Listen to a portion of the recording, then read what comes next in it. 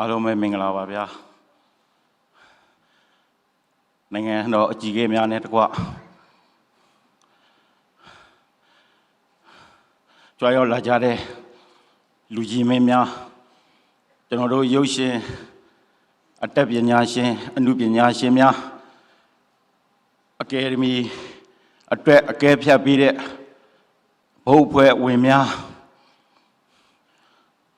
ကျွန်တော်ချစ်တော်ပရိသတ်များ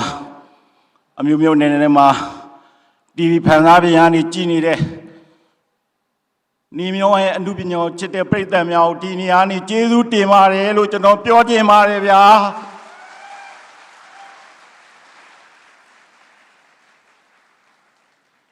ဟုတ်ကဲ့ပါမြစ်လက်တဲ့အဖွဲ့သားများကိုလည်းအရန်ကိုကျေးဇူးတင်ပါတယ်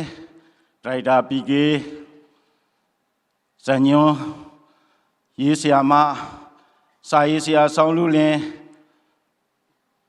မြင့်လက်တဲ့ပြမဲ့ရေးစီးရကျန်းတယ်ဆိုတဲ့စကားတွေမှာပေါင်းဝင်ကြခဲ့တရုတ်ဆောင်များကျွန်တော်ချစ်တော်ညီကိုများ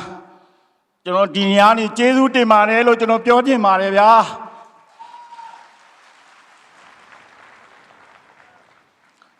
ကျွန်တော်တငယ်ချင်းဖြစ်စီခြင်းနဲ့ကျွန်တော်အကယ်ဒမီရွှေစွန်းရုပ်ထုကိုရခဲ့ပါပြီဗျာအဲ့တွေလည်းကျွန်တော်တငယ်ချင်းကိုအရန်ကိုကျေးဇူးတင်ပါတယ်တငယ်ချင်းနေတို့ကျေးဇူးတင်ပါတယ်ဗျာ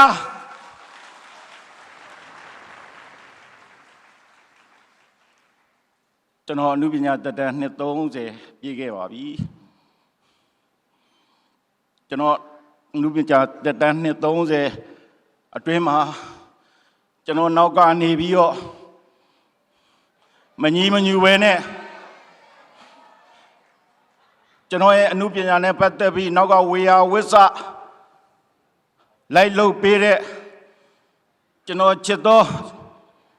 အယုတုံးကြီးကျွန်တော်ရဲ့အာပြေးစိန်ကိုလည်းကျေးဇူးတင်ပါတယ်လို့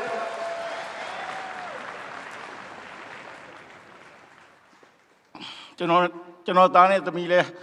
ပျော်နေလိမ့်မယ်လို့ကျွန်တော်ထင်ပါတယ်ဗျာကျေးဇူးတင်ထိုက်တဲ့သူအားလုံးကျွန်တော်ကျေးဇူးတင်ပါတယ်ဗျာ